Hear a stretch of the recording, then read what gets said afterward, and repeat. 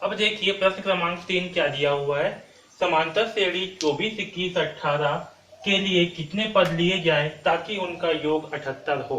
Okay, हमें क्या दिया है यहाँ पर, समांतर श्रेणी दिया हुआ है और हमें बोला गया है कि हम कितने पद लेंगे ताकि उनका योग कितना हो, 78 हो। ओके, तो चलिए इसे हल करते हैं।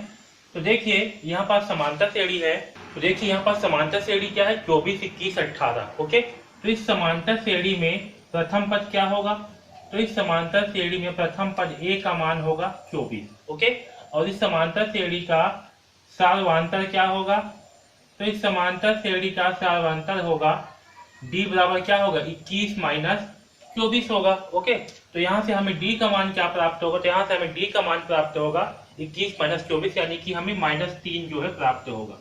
ठीक है, तो d का मान क्या प्राप्त हुआ हमें, -3। अब देखिए इसके लिए कितने पद लिए जाए ताकि उनका योगफल 78 हो। ओके, तो हमें क्या दिया है, योगफल दिया हुआ है और साथ में बोला गया है कि कितने पद लिए जाए। तो हम मान करके चलते हैं कि हम n पद लेंगे। कितने पद लेंगे, n पद। तो पदों की संख्या को मान लेते हैं, क्या मान लेते हैं, यहाँ पास माना भी लिख देता हूँ, माना पदों की संख्या क्या है, n। ओके, तो जब पदों की संख्या n है तब उसका योग कितना है, 78 है। यानी कि हमें एस एन का मान कितना होगा, पदों का योग लिख देता हूं यहाँ पर, पदों का योग, इन पदों का योग, यानी कि एस एन बराबर 78। ठीक है, अब देखिए एस एन बराबर क्या होता है, तो एस एन बराबर होता है n/2 2a plus n minus 1 into D. Okay, तो हम इसमें जो है इन सारे मानों को रख देते हैं। तो चलिए रखते हैं, n का मान क्या है, n का मान है n, पदों की संख्या हमें n ही है। 2a, a का मान कितना है, तो a का मान है 24, तो यहाँ होगा 2 इंटू 24 प्लस n का मान क्या है, तो n का मान है n माइनस 1। d का मान क्या है, तो d का मान है -3, तो यहाँ होगा -3 बराबर 78। ओके, उससे आगे हल करते हैं, तो यहाँ होगा n/2, 2 इंटू 24 का मान कितना होगा, तो 24 दूनी होगा 48 प्लस n माइनस 1, तो होगा n माइनस 1। ओके, इंटू -3 क्योंकि d का मान है। ओके, बराबर 78। ठीक, अब यहाँ देखिए, यहाँ होगा n/2 48 प्लस n इंटू -3 कितना होगा, तो होगा -3n। ओके, तो यहाँ होगा -3n। ठीक है, और ऋण और ऋण क्या होगा, प्लस, तो होगा प्लस 3 एकम 3, तो +3 बराबर 78। ठीक है, अब देखिए इस 2 को अगर मैं इधर पक्षांतर कर दूंगा तो मुझे क्या प्राप्त होगा, तो हमें प्राप्त होगा n इंटू 48 और 3 कितना होगा, तो 48 और 3 होगा 51, तो यहाँ आएगा 51 माइनस 3n बराबर 78 इंटू 2, क्योंकि 2 को क्या किया, पक्षांतर कर दिए। ओके, अब देखिए यहाँ पास n का गुणा 51 से करते हैं। अब यहाँ देखिए यहाँ क्या है, n इंटू 51 माइनस 3n बराबर 78 इंटू 2। ओके, यहाँ देखिए इस 51 को हम क्या क्या लिख सकते हैं, 17 इंटू 3 लिख सकते हैं, -3 इंटू n को 3 इंटू n जो है लिख सकते हैं इस 3n को। तो 78 इंटू 2 का मान क्या होगा, तो 78 इंटू 2 का मान होगा 78 दूनी 2 8 16 की 6 हासिल 1 2 7 14 और 1 15, तो ये होगा 156। तो यहाँ होगा 156। ओके, तो यहाँ देखिए यहाँ पास क्या होगा, इन दोनों में से हम 3 को भी बाहर निकाल सकते हैं। क्या कर सकते हैं, इस 3 को कॉमन निकाल सकते हैं, क्योंकि इसमें भी 3 है और इसमें भी 3 है, तो 3 को क्या करते हैं, बाहर निकालेंगे। तो क्या होगा यहाँ पास 3n 17 माइनस n, ओके, होगा बराबर 156। ओके, अब यहाँ देखिए यहाँ से हमें 17 माइनस n, यहाँ से हम n 17 माइनस n, इस 3 को क्या करते हैं, इस तरफ पक्षांतर कर देंगे, तो हमें क्या प्राप्त होगा, 156/3, और 156/3 करने से हमें क्या प्राप्त होगा, तो देखिए 3 पंचे 15, ओके, 15 कैंसिल आएंगे 6, 3 दूनी 6, तो यहाँ पास आएगा क्या, 52। ओके, तो 3 एकम 3 और यहाँ पास क्या आएगा, 52। ठीक है, तो यहाँ से हमें n 17 माइनस n बराबर क्या प्राप्त हुआ, 52।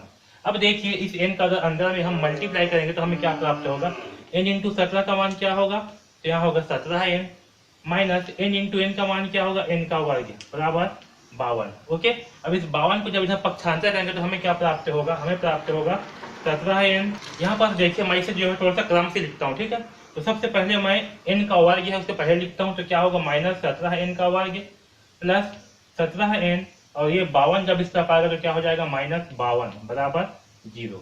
ओके, आया समझ में इतना? अब इसे जो है हल करते हैं। तो देखिए यहाँ पास क्या है, ऋण है, तो मुझे जो है इसे धन बनाना है। क्या बनाना है? इसे मुझे धन बनाना है। तो मैं क्या क्या करूंगा, दोनों पक्ष में जो है मैं माइनस का गुणा कर दूंगा। ओके, तो दोनों पक्षों में माइनस का गुणा करने पर,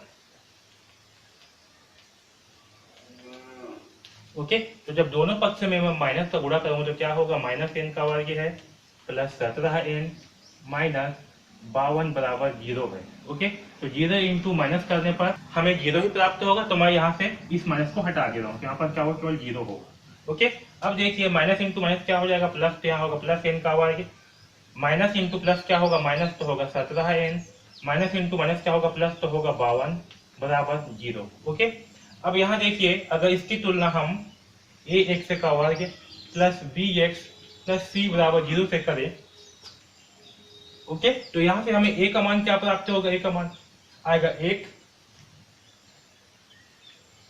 बी का मान होगा -17 और सी का मान होगा 52। ओके, तो यहाँ से हमें ए सी का मान क्या प्राप्त होगा, तो यहाँ से हमें ए सी का मान प्राप्त होगा 1 इंटू 52 यानी कि 52। ठीक है, तो इस 52 को हम, इस ए सी को हमें ऐसे तोड़ना है दो भागों में कि जोड़ने या घटाने पर -17 प्राप्त हो और आपस में गुणा करने पर 52 प्राप्त। तो हम क्या करेंगे, 52 का जो है हम अभाज्य गुणनखंड निकालेंगे। तो चलिए निकालते हैं। तो देखिए 2 से भाग करेंगे तो क्या आएगा, 2, 2 दूनी 4, 2 छक्का 12, 2 तेरह 26 और 13 एकम 13। ओके, हमें क्या करना है, हमें ऐसे तोड़ना है कि आपस में जोड़ने या घटाने पर क्या प्राप्त हो, -17 और गुणा करने पर -52 प्राप्त हो। तो हम क्या लिखेंगे इसे, -13 -4 करेंगे। ठीक है, तो -13 -4 करने पर क्या होगा, आपस में जोड़ने पर -17 प्राप्त होगा और गुणा करने पर हमें 52 प्राप्त होगा। ओके, तो ये जो -17n है इसके स्थान पे हम क्या लिखेंगे, -13 -4 लिखेंगे। ओके, तो चलिए इसे हल करते हैं। तो होगा n का वर्ग, -17 के स्थान पे क्या होगा, -13 और -4 इंटू n प्लस 52 बराबर 0। ओके, तो यहाँ होगा n का वर्ग -13 है और n तो क्या होगा, -13n, -4 इंटू एन तो -4n। ठीक है, प्लस 52 बराबर 0। अब देखिए इन दोनों में से हम क्या कॉमन निकाल सकते हैं, तो यहाँ होगा n into n -13 into n, उसी प्रकार से यहाँ पास क्या होगा, -4 इंटू एन, और इस 52 को हम लिख सकते हैं -13 इंटू 4। ओके, अब देखिए इन दोनों में क्या कॉमन है, इसमें भी n है और इसमें भी n है, तो यहाँ से n जो है हम कॉमन निकाल लेंगे तो हमें क्या प्राप्त होगा, n -13। ओके, और यह इसमें देखिए इसमें क्या है, 4 है, इसमें भी 4 है, तो यहाँ से हम क्या कॉमन निकाले, तो यहाँ से -4 कॉमन निकालेंगे तो हमें क्या प्राप्त होगा, यहाँ से -4 बाहर आ गया तो यहाँ पास आएगा n, यहाँ पर धन है तो क्या होगा, यहाँ पास ऋण, तो यह होगा -n -13। ओके, बराबर 0। ठीक, अब इसे मैं यहाँ लिख रहा हूँ ऊपर, इस साइड को मिटा दे रहा हूँ। हमें क्या निकालना है, हमें जो है निकालना है पदों की संख्या यानी कि n का मान। ओके,